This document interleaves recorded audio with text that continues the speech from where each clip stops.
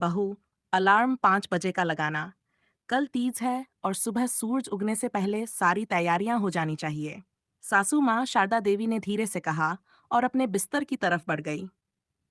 घर के आंगन में हल्की सी तेज हवा चल रही थी, लेकिन बहुएं जानती थीं कि त्योहारों का मौसम हो और नंदें घर पर हो तो सब कुछ परफेक्ट चाहिए होता है। इस बार खास बात यह थी कि तीनों नंदें, रेखा, माला और सुशीला, अपने अपने ससुराल से आई थीं। रेखा बोली, हमने भी शादी के बाद इतने त्योहार किए हैं, पर हमारी भाभियां तो, जैसे माला ने ठहाका लगाते हुए कहा, कुसुम तो रसोई में 10 मिनट खड़ी हो जाए तो कमर पकड़ने लगती है। सुशीला फुसफुसाकर बोली, और वो नई वाली मीनू, लगता है जरा सी बात पर रो देगी। बहुत नाजुक बहू मिली है इस बार। इन बातों की आहट बहुओं तक पहुंच चुकी थी। गुनगुन ने मीनू की तरफ देखा, जो अपने आंसू छुपाने के लिए मुंह फेर चुकी थी। कुसुम बड़बड़ाई, इन नंदों को ना, जब मायके आती हैं तो जैसे दुश्मनी निकालने आती हैं। गुनगुन बोली, समझदारी यही है कि सुनकर भी अनसुना करो। मांझी की इज्जत भी तो देखनी होती है। रात के 10 बजे थे। फिर भी रसोई में गुनगुन, कुसुम और मीनू, तीनों बहुएं तैयारी में लगी थीं। गुनगुन सबसे बड़ी बहू थी, शांत स्वभाव की। उसकी नींद जल्दी खुलती थी, लेकिन उसे चाय से पहले कोई काम अच्छा नहीं लगता था। कुसुम, बीच वाली बहू, तेज तर्रार थी, फुर्तीली, लेकिन बात बात पर झल्लाने वाली। उसे सुबह उठने से सख्त नफरत थी। मीनू, सबसे छोटी बहू, नई नई आई थी। उसे कुछ समझ नहीं आता था। कौन सा बर्तन कहाँ रखा है, किसके आगे कब बोलना है, कब चुप रहना है। लेकिन उसे सासू माँ बहुत पसंद थी और वह उन्हें निराश नहीं करना चाहती थी। सुबह के 4 बजे गुनगुन की आंख अपने आप खुल गई। उसने उठकर सबसे पहले गैस पर दूध चढ़ाया और चाय बनानी शुरू की। लेकिन जैसे ही उसने फ्रिज खोला, दूध गायब। अरे, कल ही तो 2 पैकेट आए थे, वो बड़बड़ाई। इतने में कुसुम नींद से छल्लाई हुई आई, आंखें मिचमिचाती। ओह, फिर वही ड्रामा सुबह सुबह। चाय पत्ती भी खत्म होगी क्या? तुमने ही तो कल दूध निकाला था मिठाई के लिए, गुनगुन बोली। तो क्या मैं ही सब करूं? कुसुम ने चिड़चिड़ाते हुए कहा। दीदी, चुप रहिए, मैं देखती हूँ। मीनू पीछे से बोल पड़ी। मीनू ने हल्का सा मुस्कुराते हुए बाहर वाले दरवाजे के पास एक बोतल निकाली, जिसमें थोड़ा दूध रखा था। ये मैंने रात को बचाकर रख दिया था चाय के लिए।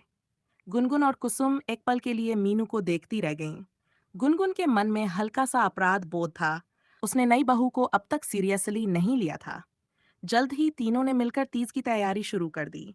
बेसन घोला गया, गर्मा गर्म गुलाब जामुन, गाजर का हलवा, पनीर की सब्जी बनाई गई। आंगन में तुलसी के पास दिया जलाया गया। सूरज की हल्की किरणें दिखने लगी थीं। इतने में रेखा आई और तीखी नजर डालते हुए बोली, मीनू, तुलसी को फूलों से सजाते वक्त कम से कम पहले साफ तो कर लिया करो। भाभी हो, माली नहीं। मीनू ने हाथ जोड़कर कहा, माफ कीजिए दीदी, मैं साफ कर चुकी थी, पर शायद धूल रह गई।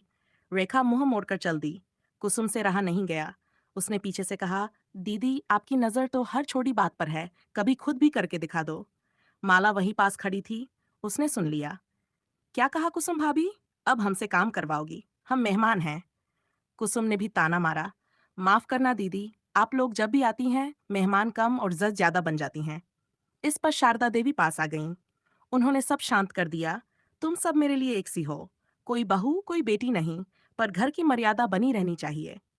मीनू ने धीमे स्वर में कहा, माँ जी, मुझे लगा नंदे मायके आती हैं तो घर का हिस्सा बनती हैं, पर यहाँ तो हम ही पराये लगते हैं। उसके बाद सब खाने बैठे।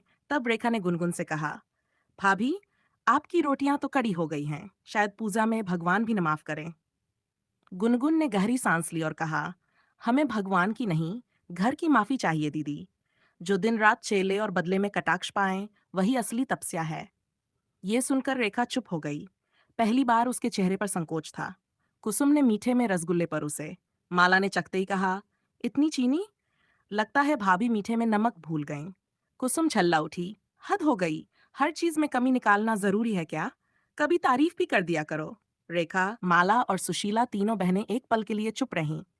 उनकी आंखों में थोड़ी शर्म थी और थोड़ा अहंकार, गुस्सा भी।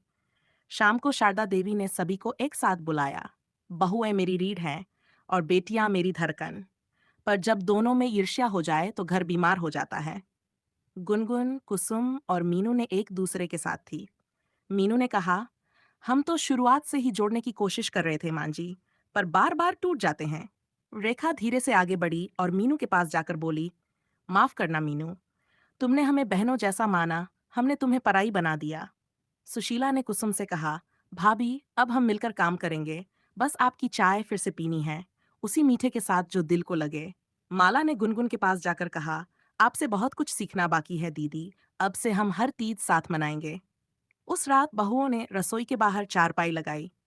तीनों बहुएं और तीनों ननंदें अब पहली बार साथ बैठीं और बिना ताने, बिना शिकवे, सिर्फ हंसी, चाय और बातों के साथ एक नई सुबह का इंतजार करने लगी।